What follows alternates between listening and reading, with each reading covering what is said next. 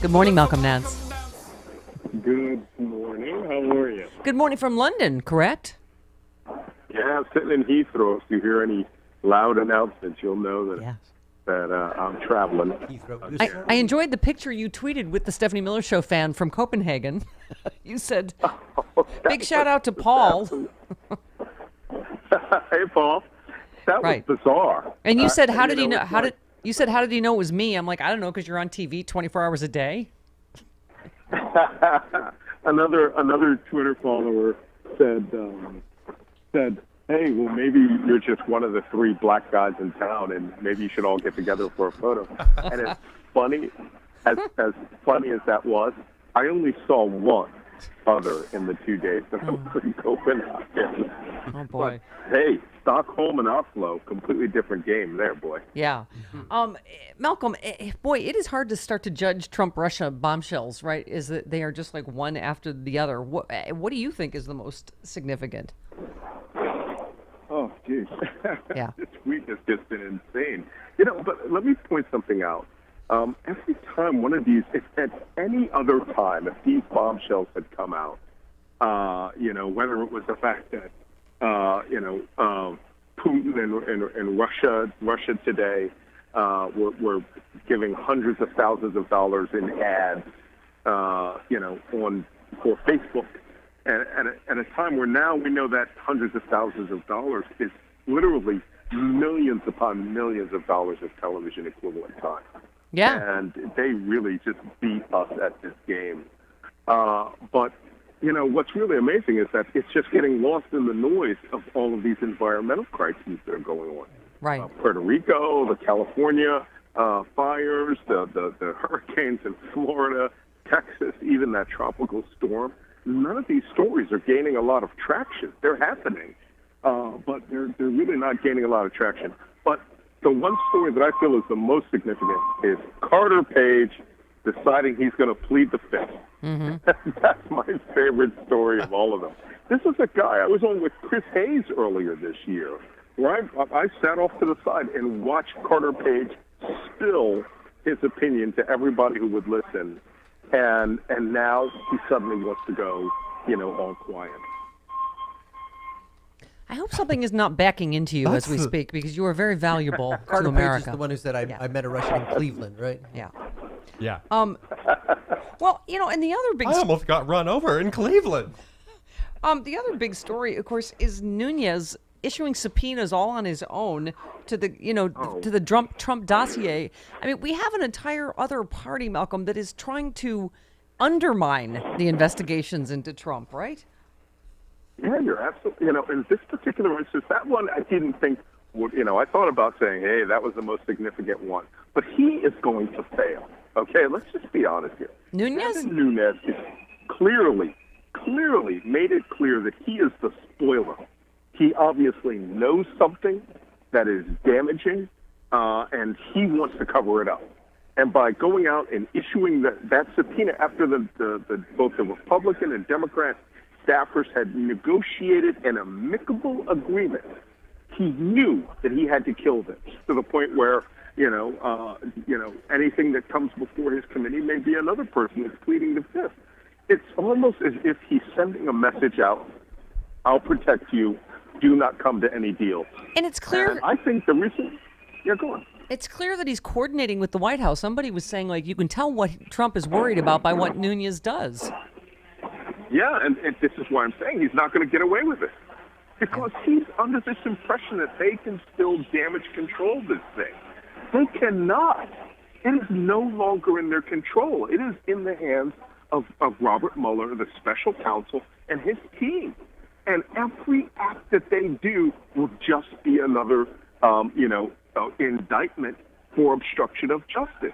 Right. And I think the White House's counsel, Yosemite Sam, or whatever his name is, who said maybe we should just step back and allow the Mueller investigation to go forward and be nicer. Well, you could try that. That would be a more polite and respectable and normal tactic. But for Nunez to come in there feet first and literally try to take it out of the hands of the House Intelligence Committee, it's not going to work against the Senate, and it is definitely just going to make Robert Mueller hire more people. Yeah. You a couple of tweets, and when you tweet "wow," I pay attention. But you tweeted "wow." Russian anti-Hillary Clinton propaganda effort was massive. An old-school KGB political war turning social media into cruise missiles. And this is what Obviously, Rob Reiner and David Frum's Investigate Russia. Website is all about, right? Is it that we were attacked? Period.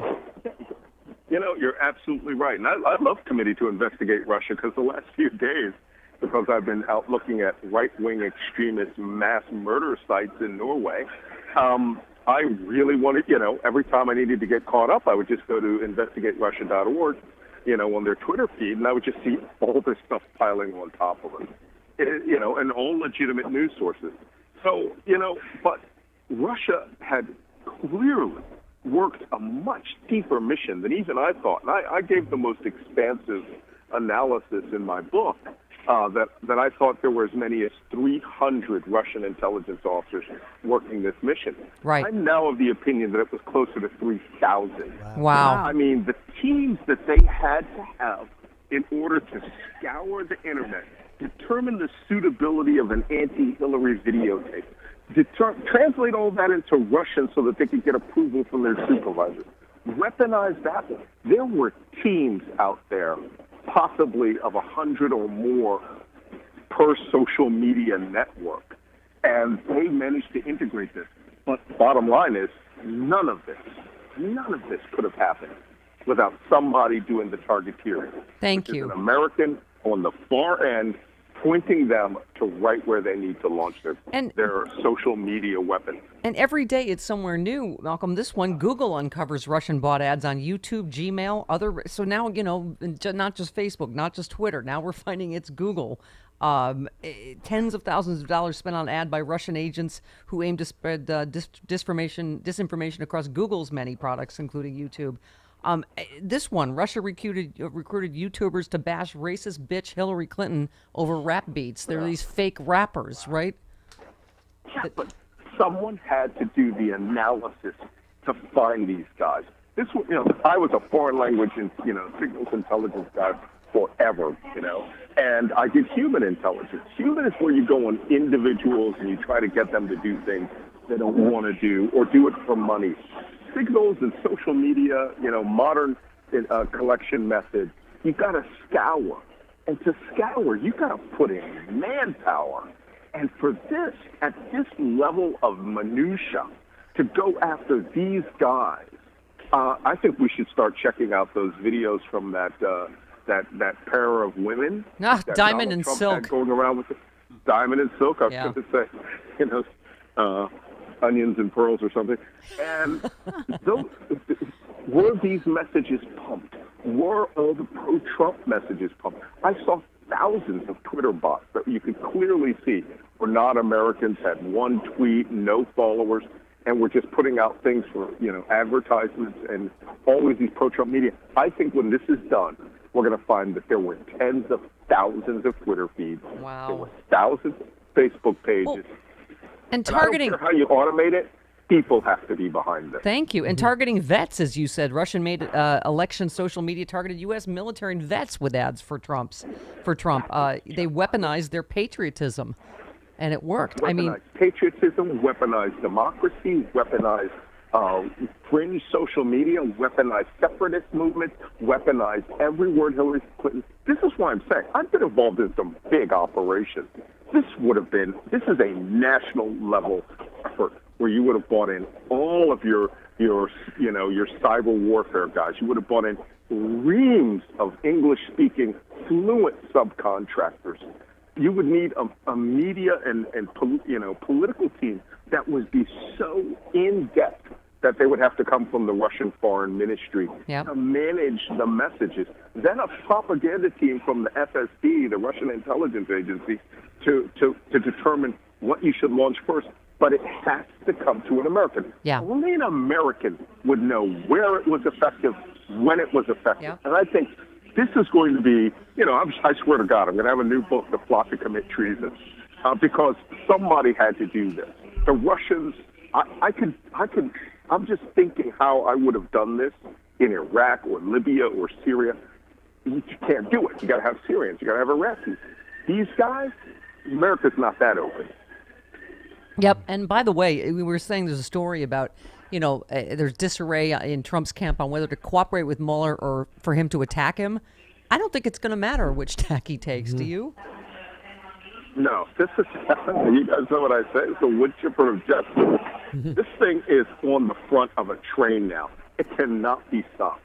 And the more they try, when you see these tricks by Nance, but every news report that comes out just shows the level of complexity of this foreign government creating what could arguably be called the greatest intelligence operation in history, to where they purchased American loyalty through the use of social media. Yep. They literally bought the mindset of the American public and demonized Hillary Clinton. Obviously, go ahead. Trying to distract with all of this stuff, Malcolm, and NFL stuff. I was glad to see you tweeted 89% of polled Iraq and Afghanistan vets defend the NFL's First Amendment. Count me as well. But I feel like I was almost wrong. It was 98%. Sorry, 98. Wow. Oh, wow. And a moment of dyslexia in my tweet there. Well, but that's. I mean, I think that we see him, right, like distracting, and even North Korea. You tweeted, "Okay, this isn't a joke. Threatening the lives of millions of innocent people with war, like a 10-year-old in a playground, is grounds for removal." I mean, it really, right? When you hear stories. Sorry, this is the noisiest phone call I've ever had. What is that now? I said, this is not a game. Yeah. Yeah, and that's all I'm saying. It's not a game. And Bob Corker just finally opened his mouth in something that everybody knows, and they just want tax breaks, but they're willing to risk it all for it. Yeah. Yeah, and stories about Madison, whoever, trying to basically wrestle him away if he goes for the nuclear football is it's just terrifying. Yeah, it absolutely is. And I have to tell you, you might recall I told that story on the show where when I went to the National Nuclear Command Post, and they said, "What happens if the president loses his mind?" And the response was, "Tackle him. Don't let him biometrically verify he's president of the United States." Yeah. Of course, there's a terminal result with that, but another Republican obviously heard something similar that, that's what it would take. But there are people out there. If you read the Twitter feed, my poor wife, she monitors Breitbart for me, and you see these people out there, let's use nukes. And I think Trump listens to that, and it's not a joke. He's unfit. Yep. Absolutely. Malcolm, thanks for taking time all the way from London. Well, I'll be home next week. All right. We'll talk to you next week. One hopes. All right. Love you, Malcolm. See ya. There he goes. Wow, that was like a 80s. That's deeper than you think. Dance More song. pervasive than you think. Wasn't it? There was a lot of noise going on there.